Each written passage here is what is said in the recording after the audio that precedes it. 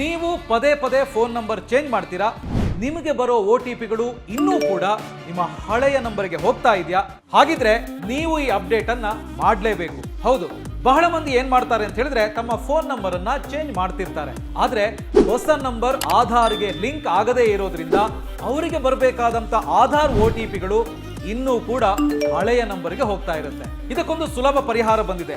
ಈಗ ಕೇವಲ 2 ನಿಮಿಷಗಳಲ್ಲಿ ಎಲ್ಲಿಗೂ ಹೋಗದೇನೆ ನಿಮ್ಮ ಫೋನ್ನಲ್ಲೇ ಹೊಸ ಮೊಬೈಲ್ ನಂಬರ್ ಅನ್ನ ಆಧಾರ್ಗೆ ಅಪ್ಡೇಟ್ ಮಾಡಬಹುದು. ಅದು ಹೇಗೆ ಅಂತ ನಾನೀಗ ಹೇಳ್ತೀನಿ. ಮೊದಲಿಗೆ ಪ್ಲೇಸ್ಟೋರ್ ಅಥವಾ ಆಪ್ ಸ್ಟೋರ್ ನಲ್ಲಿ ಆಧಾರ್ ಆಪ್, ಸರ್ಕಾರ ಬಿಡುಗಡೆ ಮಾಡಿರುವಂತ ಆಧಾರ್ ಅಧಿಕೃತ ಆಪ್ ಇದು.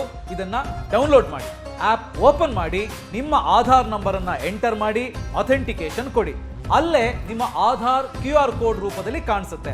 ಇನ್ನು ನಿಧಾನಕ್ಕೆ ಕೆಳಗಿಂದ ಮೇಲಕ್ಕೆ ಸ್ವೈಪ್ ಮಾಡಿ, ಇಲ್ಲಿ ಅಪ್ಡೇಟ್ ಆಧಾರ್ ಅನ್ನೋ ಆಯ್ಕೆ ಕಾಣಿಸುತ್ತೆ. ಅದರೊಳಗಡೆ ಮೊಬೈಲ್ ನಂಬರ್ ಅಪ್ಡೇಟ್ ಅಂತ ಇರುತ್ತೆ, ಅದನ್ನ ಕ್ಲಿಕ್ ಮಾಡಿ. ಇಲ್ಲಿ ನೀವು 75 ರೂಪಾಯಿ ಫೀ ಪೇ ಮಾಡಬೇಕಾಗತ್ತೆ. ಇನ್ನು ಅಪ್ಡೇಟ್ ಆಗೋದಕ್ಕೆ ಗರಿಷ್ಠ 30 ದಿನಗಳು ಬೇಕಾಗತ್ತೆ. ಈಗ ಕಂಟಿನ್ಯೂ ಒತ್ತಿ.